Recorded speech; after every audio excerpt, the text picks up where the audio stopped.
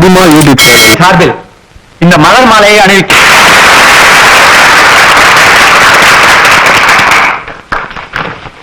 ஆரம்பிக்கலாமா சார்? ஓ,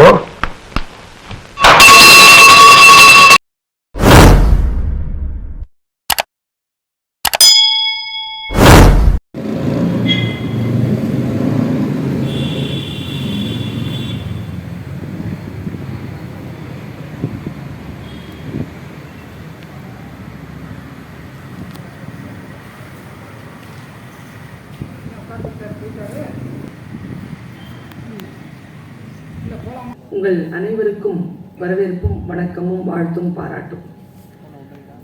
இன்றைக்கு நிறுவன நாளை உலக தமிழ்ச் சங்கம் கொண்டாடி கொண்டிருக்கக்கூடிய இந்த உணர்ச்சி மிகுந்த நேரத்தில் தன்னுடைய மனப்பதிவுகளை இந்த மேடையில் வைத்து அமர்ந்திருக்கக்கூடிய மணப்பாறை திரு பொன்மாணிக்கம் அவர்களை நான் வாழ்த்துகிறேன். தன்னுடைய மனதிலே பதிந்த அந்த செய்திகளை பேசுகின்ற பொழுது ஒரு சிறிய பயணம் ஒன்று வாய்த்தது. நிறுவன நாள் இன்றைக்கு உலக தமிழ்ச் சங்கத்தின் நிறுவனர் நாள். தமிழ்நாட்டிற்கு ஒரு வசந்த மாளிகை தமிழுக்கு என்று இருக்கிறது என்றால் அது மதுரையில் இருக்கும் உலக தமிழ்ச் சங்கம் தான் என்று நான் சொல்லுவேன். இந்த வசந்த மாளிகைக்கான கனவை, இந்த கட்டடத்தின் கால்கோளை, இந்த கட்டடம் இப்படித்தான் அமைய வேண்டும், இங்கே நிகழ்ச்சிகள் இப்படித்தான் இருக்க வேண்டும் என்கின்ற கனவை கண்டு அதற்கு அடிகோல் இட்ட புரட்சி தலைவர் எம்.ஜி. ராமச்சந்திரன் ஐயா அவர்களுடைய நினைவுகளையும் அவர்களுடைய செயல்பாடுகளையும் நினைவு கூர்ந்து நன்றி சொல்லுகின்ற நேரமாக நான் இந்த நேரத்தை கருதுகிறேன்.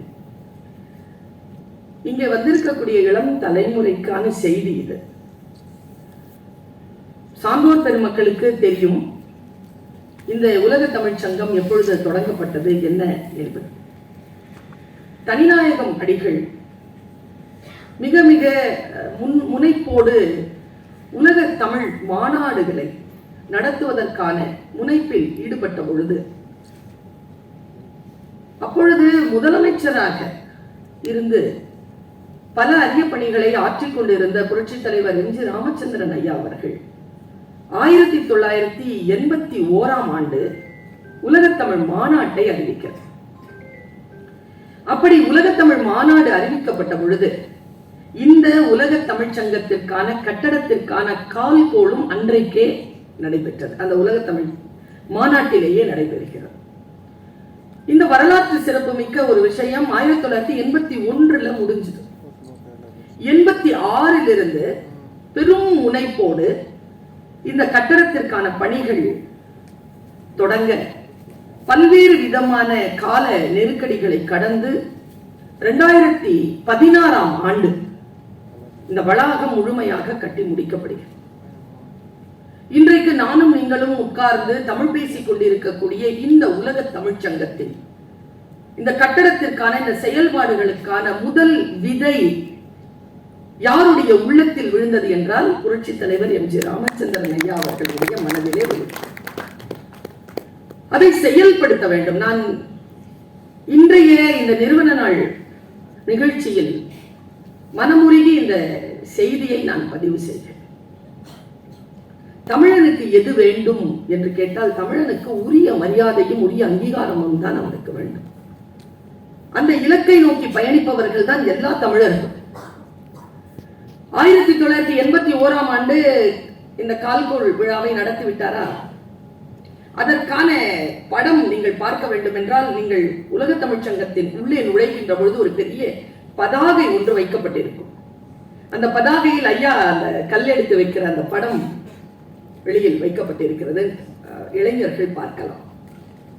இதை வச்சிட்ட உடனே அவர் மனசுல இதை பிச்சாண்டி IAS அவர்கள் பதிவு செய்கிறார்.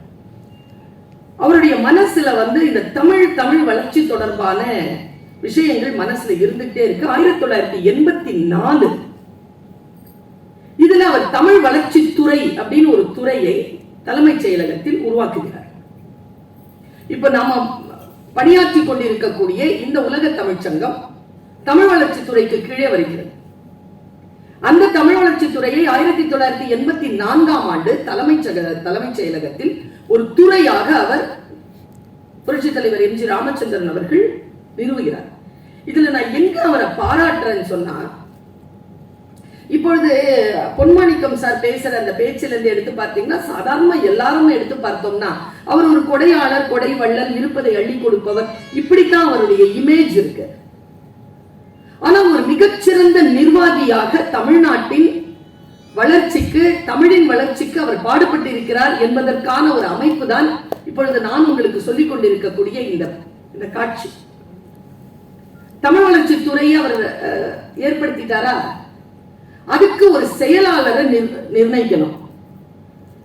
செயலர்கள் யார் இருப்பார்கள்னா, இன்னைக்கு எல்லாம் பார்த்தீங்கன்னா செக்ரட்டரிஸ் யாருன்னா ஐஏஎஸ் கேடர்ல இருக்கிறவங்க தான் செக்ரட்டரிஸ்.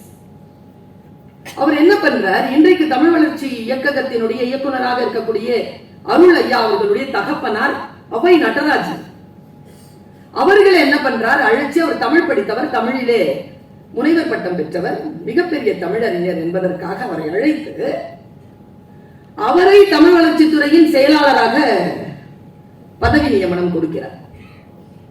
அப்பொழுது அவர்களிடத்தில் கேட்கிறார்கள், செயலாளராக நீங்கள் தமிழ் படிச்சவங்களை சொல்றீங்களே, சட்டம் படித்தவர்கள் சட்டத்துறையில் செயலாளர்களாக இருக்கின்ற பொழுது தமிழ் வளர்ச்சி துறைக்கு தமிழ் படித்தவர்கள் இருக்கக்கூடாதா என்று கேட்கிறார். இன்றைக்கு அதனுடைய எக்ஸ்டென்ஷன் சொல்லுவாங்க இல்லையா, அதனுடைய நீட்சி, அதனுடைய நீள் நிகழ்வாகத்தான் 13 தமிழ் படித்தவர்கள் தமிழ் வளர்ச்சி துறையில் உதவி இயக்குநராக சேர்த்துக் கொள்ளப்பட்டிருக்கிறார். தமிழ் படித்தவர்களுக்கு என்று உயர்ந்த இடங்களை கொடுத்தவர், மனம் முழுக்க தமிழ் வளர்ச்சி பற்றி, தமிழ் வளர்ச்சி துறையை பற்றி, தமிழ் வளர்ச்சி மற்றும் பண்பாடு வளர்ச்சியை பற்றி மிகுந்த யோசனையுடன் செயல் ஆற்றியவர். பெருஞர் அண்ணா அவர்களினுடைய தமிழ் கனவுகளை நிறைவேற்ற வேண்டும் என்பதற்காக பாடுபட்ட அந்த பெருந்தகையை இன்றைக்கு ஒவ்வொரு வினாடியிலும் நன்றி பூர்வமாக நான் நினைவு கொள்கிறேன். எம்ஜிஆர் அப்படின்னா தான் நமக்கெல்லாம் தெரியும். புரட்சி தலைவர் எம்.ஜி. ராமச்சந்திரன் அப்படிங்கிறது வந்து ரொம்ப டெக்னிக்கலான ஒரு சொல். எம்ஜிஆர்னா தான் ரொம்ப நெருக்கம். எனக்கு எம்ஜிஆர்னா எனக்கு மட்டுமல்ல, இங்க இருக்கக்கூடிய பல பேருக்கு, இளைஞர்களுக்கு எப்படி என்று எனக்கு தெரியாது. ரொம்ப முக்கியமான ஒரு ஹீரோ அப்படின்னா எம்ஜிஆர் சார். அவருடைய திரைப்படங்கள், அவருடைய பாடல்கள், இளைய தலைமுறைக்கு சொல்லுகிறேன், மெட்டு போட்டு பாட்டு எழுதுறவங்க மத்தியில மிகச்சிறப்பான பாடல்கள் இருந்தால் அதை எடுத்து மெட்டு போட்டு தன்னுடைய படத்திலே அவர் வர வேண்டும் என்று விரும்பியவர் எம்.ஜி. ராமச்சந்திரன். பட்டுக்கோட்டையாரனுடைய பாடல்கள் எல்லாம் அப்படித்தான் அவர் எடுத்து ஆண்டார். ஐயா சொன்னார்ல, நம்முடைய பேரறிஞர் அண்ணா சொன்னார், எம்.ஜி. ராமச்சந்திரன் அவர்கள் 1982 ஒரு வானொலியில ஒரு ஸ்டேட்மெண்ட் கொடுக்கிறார். என் முதல்வர் நாற்காலியின் 3 கால்கள் யார் என்று எனக்கு தெரியாது, என் 4வது கால் பட்டுக்கோட்டை கல்யாண சுந்தரம்னு சொல்றார். அவருடைய பாடல்கள், கொள்கை பரப்பு பாடல்களை தன்னுடைய திரைப்படங்களில் அவர் வைக்கிறார். அதற்கு முன்னதாக அவருடைய ஒரே ஒரு செய்தியை மட்டும் நான் நினைவு கூர்ந்து அடுத்ததாக இருக்கக்கூடிய கவியரங்கத்திற்கு நாங்கள் சூழலை சரி செய்கிறோம். நான் இதை ஏன் சொல்றேன்னா, ஒரு தலைவன், ஒரு நிர்வாக அதிகாரி, மக்களை நேசிக்கக்கூடியவர், மக்களோடு மக்களாக இருக்கக்கூடியவர், ஒரு கலைஞர், இதையெல்லாம் கடந்து ஒரு நிர்வாகியாக, ஒரு தலைவராக, ஒரு முதலமைச்சராக இருக்கின்ற பொழுது அவர்கள் செய்த நன்மைகள் அடுத்தடுத்த காலகட்டங்களில் வரக்கூடிய தலைமுறைக்கு எவ்வளவு உதவிகரமாக இருந்திருக்கிறது நான் யோசிக்கிறேன். கர்மவீரர் காமராஜர் அவர்கள் ஏற்படுத்தியதுதான் மதிய உணவு திட்டம். மதிய உணவு திட்டத்தை சத்துணவு திட்டமாக மாற்றியவர் புரட்சி தலைவர் எம்.ஜி. ராமச்சந்திரன். அதுல ஒரே ஒரு குறிப்பை மட்டும் நான் சொல்றேன், இளைஞர்களுக்கு சொல்றேன். திடீர்னு அவர் சாப்பாடு விஷயத்துல கொஞ்சம் ரொம்ப கவனமா இருப்பார். உடல் சார்ந்து, உணவு சார்ந்து மிக மிக மேன்மையான கருத்துக்களை கொண்டிருந்தவர் புரட்சி தலைவர். அவருடைய ஒரு மீட்டிங், அந்த மீட்டிங்ல சத்துணவு பற்றி ஒரு விவாதம் வருது. என்ன விவாதம்னா புரதச்சத்து பற்றிய விவாதம் வருது. புரதச்சத்து பற்றிய விவாதம் வருகின்ற பொழுது ஒரு ஸ்பூன் எண்ணெய் போடுறாங்க, ஒருத்தருடைய சாப்பாடுக்கு ஒரு கரண்டி எண்ணெய் அப்படின்ன உடனே அவர் சொல்றார், எண்ணெய் ரொம்ப முக்கியம் குழந்தைகளுக்கு, அதனால எண்ணெயை இன்னொரு கரண்டி அதிகப்படுத்த சொல்லுங்கன்னு சொல்லிட்டு அந்த நியூட்ரிஷியஸ், அந்த உணவு சத்து குழுமத்துக்கு அறிவுரை சொல்ற. அப்போ அங்க இருக்கிற ஒருத்தர் சொன்னாராம், ஒரு செயலாளர் சொன்னாராம், கூடுதலான எண்ணெய் கொழுப்பை தரும் ஐயா. அதுக்கு தலைவர் பதில் பாருங்க, முதலமைச்சர் பதில் பாருங்க. உங்களுக்கு என்ன வயசு? 42. 42 வயசுல 1.5 ஸ்பூன் எண்ணெய்ங்கிறது கொழுப்பு, குழந்தைகளுக்கு அது ஊட்டச்சத்து. இது குழந்தைகளுக்கான உணவு. இந்த கவனம் இருக்கு இல்லையா, இதுதான் தலைமை. இந்த கவனத்திற்காகத்தான் நாம் அவரை போற்றுகிறோம். எனக்கு தெரிஞ்சு என்னுடைய தாயார் நான் வளர்வதற்கு எனக்கு அறிமுகம் செய்த மிக முக்கியமான பாடல்கள் எம்ஜிஆர் சாருடைய பாடல்கள் தான். அந்த பாடல்களில் தான் நான் வளர்ந்தேன். இன்றைக்கு அவர் கால்கோளிட்ட அந்த கட்டடத்தில் ஒரு பொறுப்பை பெற்றிருக்கிறேன். மிக முக்கியமாக நான் முத்தமிழறிஞர் கலைஞர் அவர்களுக்கு நான் நன்றி சொல்ல வேண்டும் இந்த இடத்துல. என்ன காரணம் தெரியுமா? இப்பொழுது இருக்கக்கூடிய அரசியல் காழ்ப்பு கொஞ்சம் கூட இல்லாமல், யாரோ ஒருவர் ஏற்படுத்தியது தானே என்று அடுத்தவர்கள் அழித்து விடாமல் அதை அடுத்த கட்டத்திற்கு எடுத்துச் செல்வதற்காக எல்லா பணிகளையும் முன்னெடுக்கக்கூடிய ஒரு தலைவராக நான் முத்தமிழறிஞர் கலைஞர் அவர்களையும் இன்றைக்கு இருக்கக்கூடிய நம்முடைய தமிழ்நாடு முதலமைச்சர் அவர்களையும் பார்க்கிறேன். அவர்களுக்கும் நான் நன்றி சொல்லுகிறேன். நீங்கள் மனமகிழக்கூடிய நிகழ்ச்சிகள் அடுத்தடுத்ததாக நடைபெற இருக்கின்றன. நீங்கள் அதை பார்க்க வேண்டும், அதை கேட்டுக்கொள்ள வேண்டும் என்பதற்காக நான் எனக்கு ரொம்ப நெருக்கமான நான் என்னையே வளர்த்து கொண்ட ஒரு 4 அந்த கவிதைகளை மட்டும் நான் உங்களுக்கு சொல்றேன். எனக்கு ரொம்ப பிடிச்சமான பாட்டு நிறைய இருக்கு. அம்மா என்னை சொல்லி வளர்க்கும் பொழுது தேன் கிண்ணம் வரும். இப்பெல்லாம் அதெல்லாம் இல்லை குழந்தைகளுக்கு. இன்றைய தலைமுறை ரொம்ப மிஸ் பண்றாங்க அதெல்லாம். தேன் கிண்ணத்திலே என்னுடைய அம்மா எனக்கு சொன்னது எம்ஜிஆர் சார் பாட்டு தான். நீ உன்னை அறிந்தால் உலகத்தில் போராடலாம், உயர்ந்தாலும் தாழ்ந்தாலும் தலை வணங்காமல் நீ வாழலாம், மாபெரும் சபைதனில் நீ நடந்தால் உனக்கு மாலைகள் விழ வேண்டும், ஒரு மாற்று குறையாத மன்னவன் இவன் என்று போற்றி புகழ வேண்டும்ன்றது எங்க அம்மா எனக்கு கொடுத்த பாட்டு. அவருடைய பாடல்கள், அவர் நடித்த படங்களில் வந்த பாடல்கள்ல எனக்கு ரொம்ப மனசுல நெருக்கமா, இன்றைக்கு குழந்தைகள் அதை தன்னுடைய டைரியில கையெழுத்தாக எழுதி வைத்துக் கொள்ள வேண்டும் என்று நான் நினைக்கிறேன். எம்ஜிஆர் அப்படின்ன உடனே இன்றைக்கு கூட மாலை போட்டு மலையேறக்கூடிய பக்தர்கள் இருக்கிறார்கள். தாயை விரும்புகின்ற ஒரு வெறித்தனமான ஒரு மகன் மீதான அன்பு, அப்படிப்பட்ட அன்பை எம்ஜிஆர் மீது வைத்திருக்கின்றவர்கள் இக்காலத்திலும் இருக்கிறார்கள். இறைவன் மீது பக்தி கொண்ட ஒரு வெறித்தனமான பக்தன் போல இன்னைக்கும் எம்ஜிஆர் சார் மேல வெறி கொண்ட பக்தர்கள் இன்னைக்கும் இருக்கிறார். என்ன காரணம்னா நம்முடைய வாழ்க்கையில் சில தாக்கங்களை அவர் ஏற்படுத்தி போயிருக்கிறார் என்றுதான். அவர் அந்த சின்ன கையில ஒரு குழந்தைய வச்சுக்கிட்டு அவர் பாடுற பாட்டு, நான் அந்த பாட்டை கேட்கும் போது எனக்கு வயசு 15. நான் இளைய குழந்தைகளுக்கு சொல்லுகிறேன், யாராவது நல்ல ட்ரெஸ் போட்டு இருந்தாலும் யாராவது நல்ல பொருட்கள் வைத்திருந்தாலும் நமக்கு கவனம் அங்க போகும் தானே, கண்டிப்பா போகும். இது நம்ம கிட்ட இருந்தா நல்லா இருக்கும்னு தோணும். யாரும் பார்க்கவில்லை என்றால் மனம் அலைவாய். அப்போ நான் பாட்டு ஒண்ணு கேட்டேன். அந்த நேரத்தில் என்னுடைய மனதில் விழுந்த அந்த விதை ரொம்ப ஆழமான விதை. திருடாதே பாப்பா, திருடாதே, வறுமை நிலைக்கு பயந்து விடாதே, திறமை இருக்கு மறந்து விடாதே.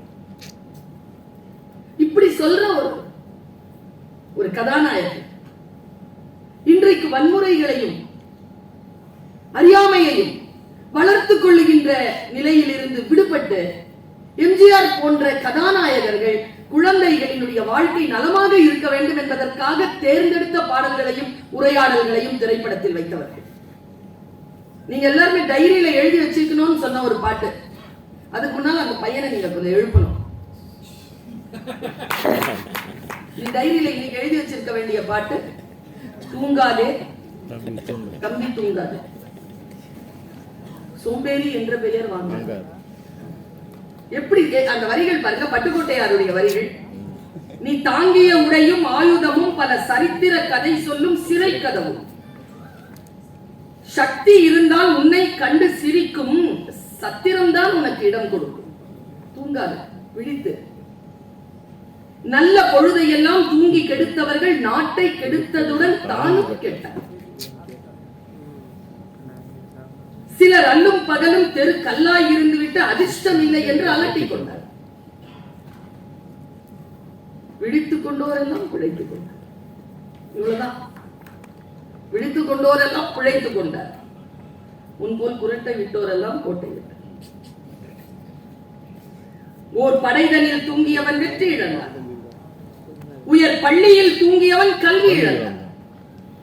கடைதனில் தூங்கியவன் முதல் இழந்தான். கொண்ட கடமையில் தூங்கியவன் புகழ் இழந்தான். இன்னும் பொறுப்புள்ள மனிதரின் தூக்கத்தினால் பல பொன்னான வேலையெல்லாம் தூங்குதப்பா தூங்காதே தம்பி தூங்காதே சொல்லுவாங்க. இன்றைக்கு உங்களுக்கு எல்லாம் எது பிடிக்குமோ அத்தகைய வார்த்தைகளை சொல்லி உங்களை மயக்க நிலையில் வைத்திருக்கின்றவர்களை விடுத்து, தூக்கம் உனக்கு பிடித்தாலும் நான் தட்டி எழுப்புவேன் என்கின்ற ஒரு கதாநாயகனை திரை பெற்றிருந்ததனால் தட்டி எழுப்பிய கதாநாயகனை முதலமைச்சர் ஆக்கினார். நாம் பார்த்துக் கொள்ள வேண்டும். நம்முடைய சரித்திரம், நம்முடைய தமிழ்நாட்டின் அரசியல் சரித்திரம் மிக மிக உயர்வானது, திராவிட மரபு சார்ந்தது. இந்த திராவிட மரபிலே வந்த தலைவர்களும் மிக முக்கியமான தலைவராக இருந்து தமிழ்நாட்டை ஆட்சி செய்த புரட்சி தலைவர் எம்.ஜி. ராமச்சந்திரன் அவர்களால் கல்லெடுத்து வைக்கப்பட்ட இந்த கனவு மாளிகை, இந்த கனவு மாளிகையை அந்த நிறுவன நாளில் நாங்கள் அந்த நிறுவனருக்கு நன்றி செலுத்துகின்ற முகமாக இந்த நிகழ்ச்சியை தொடங்கி வைத்திருக்கிறோம். நீங்கள் முழுமையாக இருந்து இந்த நிகழ்ச்சியை பார்த்து ரசித்து கேட்டு பயன்பெற வேண்டும் என்று சொல்லி உலக தமிழ்ச் சங்கத்தின் சார்பாக உங்களுக்கு வரவேற்பையும் நன்றியையும் பாராட்டையும் வாழ்த்தையும் தெரிவித்துக் கொள்கிறேன். நன்றி, வணக்கம்.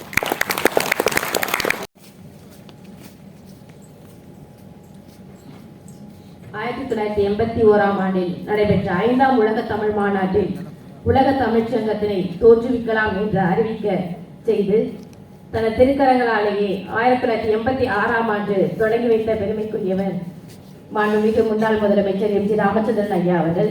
ஐயா அவரின் திருவுருவ படத்திற்கு மரியாதை செய்கின்றார் இயக்குனர் பர்வீன் சுல்தானா அம்மா அவர்கள். மனைவி பொன்மாணிக்கம் ஐயா அவர்கள் எம்ஜிஆர் ஐயா அவர்களை தன்னுடைய கொள்கை தலைவராக ஏற்றவர். பல நூல்களை இயற்றி இருக்கின்றார். ஐயா அவர்கள் மலர்தூவி மரியாதை செய்கின்றார். தஞ்சை இனியன் ஐயா, அனார் பேராசிரியர் அனார்கலி அம்மா எல்லாரும் வந்து சிறப்பு செய்யுமாறு அன்போடு கேட்டுக்கொள்கின்றோம். திருஞான சம்பந்தம் ஐயா, வெற்றிவேல் ஐயா, கவிஞர் பெருமக்கள்,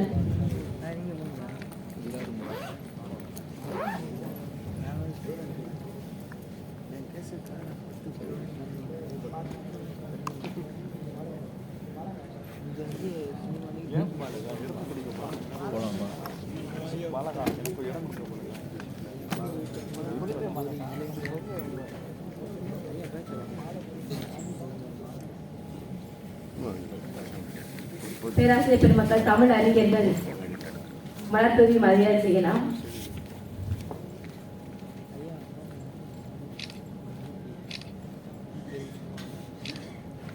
பெரியோர்களை மேடைக்கு வருமாறு அன்போடு கேட்டுக்கொள்கின்றோம்.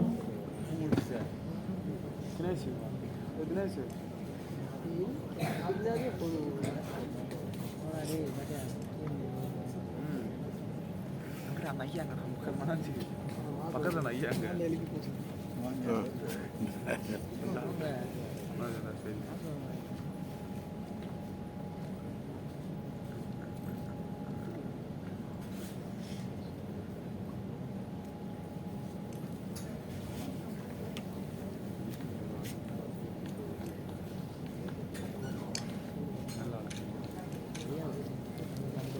தொலைநோக்கு பார்வையுடன் உலக தமிழ்ச்சங்கத்தை அமைத்த பெருமகனாருக்கு சிறப்பு செய்ய வந்திருந்த அனைவருக்கும் எங்களுடைய அன்பின் வணக்கம்.